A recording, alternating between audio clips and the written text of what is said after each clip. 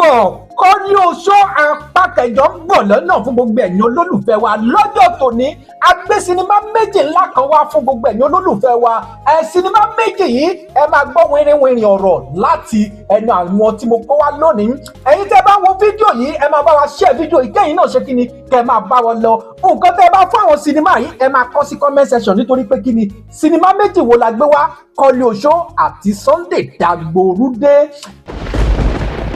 àǹfààní ẹ̀yin tí ẹ sọ pé Koleoso ni bàbá Koleoso ṣe gbọ́ ṣàwo èní gangan la máa mọ̀ èní lẹ máa mọ̀ wípé sinimá kan wà tó ju sinimá kan lọ ojú tẹ̀yin náà bá fi wò ó yá ẹ drop ẹ ní comment section ẹ share fídíò yìí bó bá ṣe wò yín ó yá ẹ jẹ́ ká bẹ̀rẹ̀ látòrí storyline dábàáníkà wo storyline àwọn sinimá méjèèjì yìí Koleoso àti Sunday Dagboru ẹ jẹ́ kí n bẹ̀rẹ̀ láti ọ̀dọ̀ yín gẹ́gẹ́ bí director nínú Sunday Dagboru àti Koleoso èwo lẹ rò pé ó ní storyline jù ẹ rate wọn ní 1 to 10. Storyline mo máa fún Sunday Dagboru ní 6. Sunday Dagboru ní 6. Màá fún Koleoso ní 4. Koleoso 4. ok mo ń bọ̀ lọ́dọ̀ tí yín ní storyline kí lẹ́yìn fún Sunday Dagboru ẹ rate wọn ní 1 to 10. ní storyline mo fún Koleoso ní 6 mo fún Sunday Dagboru ní 4. tó ẹ fún Koleoso ní 6 ẹ fún Sunday Dagboru ní 4 pẹ́pẹ́yẹ yóò gbọ́mọ pọ̀ lẹ́ni ẹ jáwọ́ sinimá tí ó ṣe kíni tí ó gbégbá orí òkè lórí ètò lẹ́ni ẹ jẹ́ ká bọ́ sí abala costume ẹ jẹ́ ká wo àwọn aṣọ tí wọ́n wọ̀ nínú sinimá méjèèjì yìí Sunday Dagboru àti Koleoso aṣọ wo ni sinimá wo ni wọ́n ti lu aṣọ tó jẹ́ pé aṣọ tó yẹ kán lò ń bíná lò èyí tó yẹ kán lò ń bíná lò ẹ rate aṣọ tí wọ́n lò yìí ní 1 to 10 sà.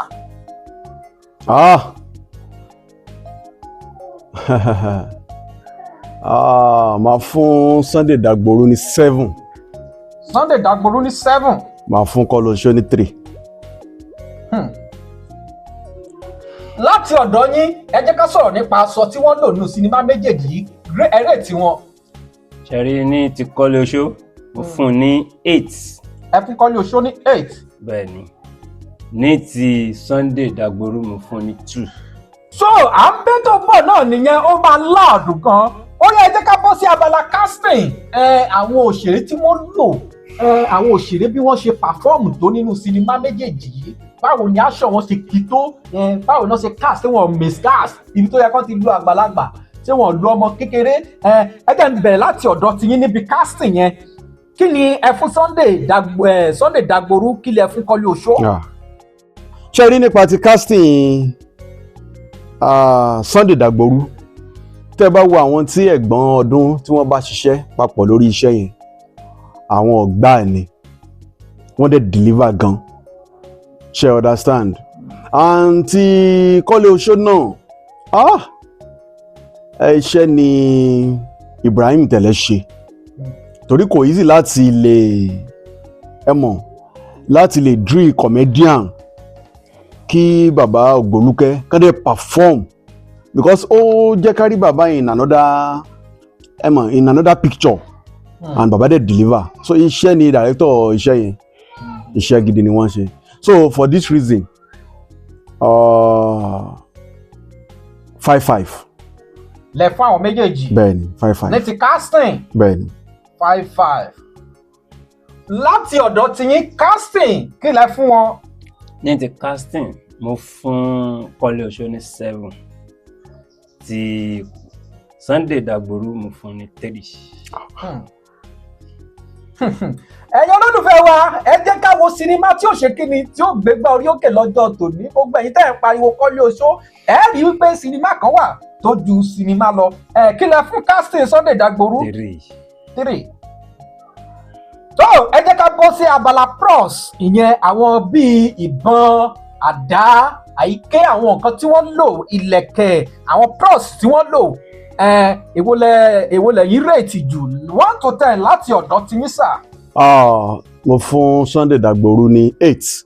ní ti Koleoso pros 2. bẹ́ẹ̀ ni. Sunday Dagboru 8 Koleoso 2 bẹ́ẹ̀ ni. láti ọ̀dọ̀ tiyín.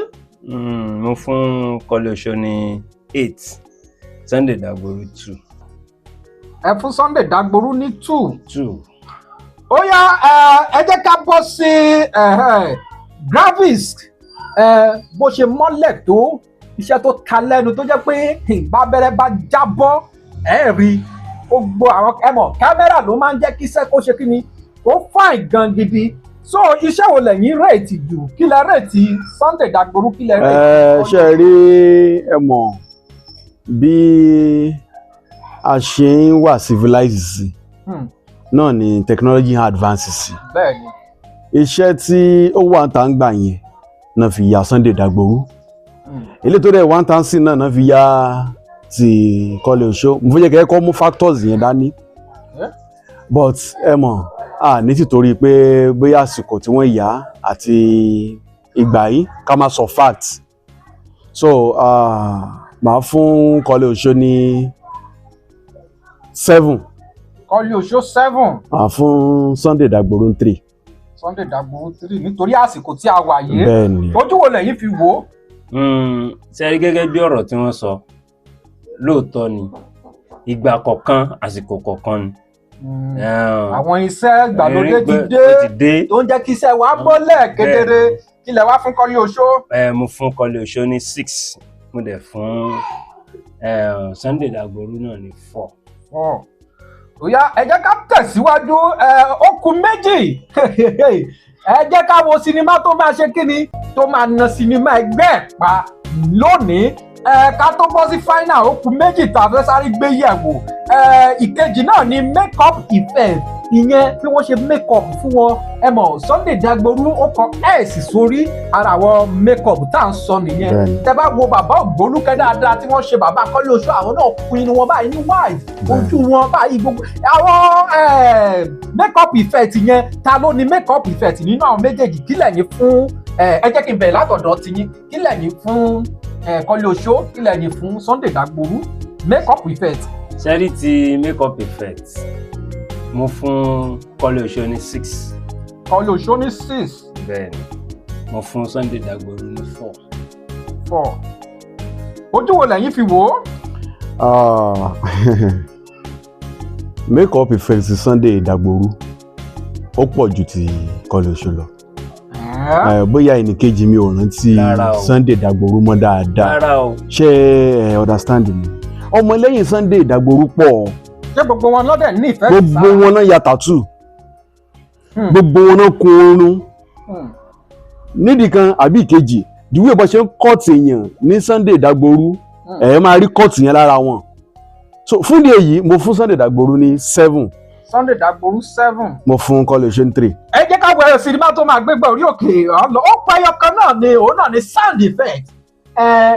àwọn kan tó máa pè ní sound scoring àti sound effect ẹ jẹ́ ká kó méjèèjì papọ̀ bóyá èmi ní Koleoso jìjìm Sunday Dagboru dé o impim àwọn sound tó ń lò nínú sinimá méjèèjì yìí báwo ni ojú wo lẹ́yìn fi wò 1 to 10 ẹ sáré rèétì àwọn sound effects tí wọ́n ń lò nínú àwọn sinimá yìí.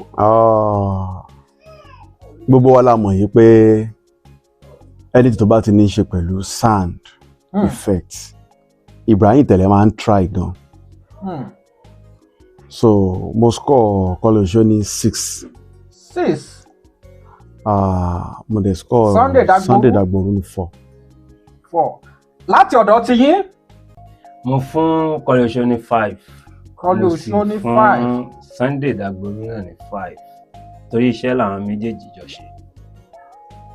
ó yẹ ẹ̀yin olólùfẹ́ wa ẹ jẹ́ ká wo scores yìí ta ló gbégbé orí òkè kí ni point wọn ẹ̀yin tẹ́ wà ní comment section tẹ́ ń bá wa lọ ẹ̀yin náà ẹ máa rètí àwọn tí ẹ bá mọ̀ wípé ó gbìyànjú jù ẹ jẹ́ ká tó ka scores yìí ẹ fún wa ní 1 minute ká sáré fi hard gbogbo ẹ̀ papọ̀ láàrin ìṣẹ́jú mélòó kan à ń padà bọ̀. ẹ káàbọ̀ padà sórí ètò ó ti gbẹnu tán o sinimá wo ló gbégbá orí òkè nínú àwọn méjèèjì yìí ó yẹ jẹ́ ká bẹ̀rẹ̀ láti máa kà fẹ́yìn olólùfẹ́ wa ní storyline Koleoso ní 10 points Sunday Dagboru náà ní 10 points lọ́dọ̀ wa ń bí báyìí.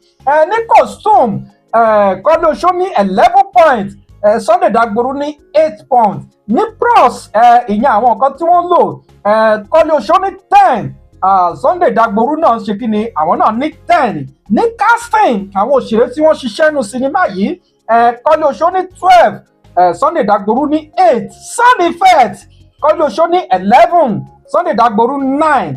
Graphics Koleoso ní 13, Sunday Dagboru ní 7. Makeup effects Koleoso ní 9, Sunday Dagboru ní 11. Ta ló gbégbá orí òkè? Total ta ló gba awọ́ọ̀dù lọlé lọ́jọ́ tòní? Koleoso ní 76 points, Sunday Dagboru ní 63 points. Koleoso gbégbá orí òkè lórí ètò. Ẹ jẹ́ ká wo comment section, ká wo eléyìí tó gbégbá orí òkè. Ó yẹ share fídíò yìí kẹ́ fi comment yín sọwọ́. Ẹ pàdé wa ní next episode. Sinimá méjì wo lẹ tún fẹ́ ká gbé wá láti debate lé lórí? Ẹ máa drop ẹ̀ ní comment section kẹ́ sì máa share fídíò yìí. Kó tó di pé à ń lọlé, ẹ jẹ́ káwọn àlejò wa kán sáré dárúkọ wọn fún àwọn tí wọ́n wò wá nílé pápápá. Ẹ dárúkọ yín sà. Orúkọ tèmi ni Director Tèmítọ́pẹ́ Love. Orúkọ tèmi ni Dúdúyẹmí Adébóyè. Congratulations to Koleoso family, 76 points ni wọ́n fi win ní Sunday Dagboru. Ire o.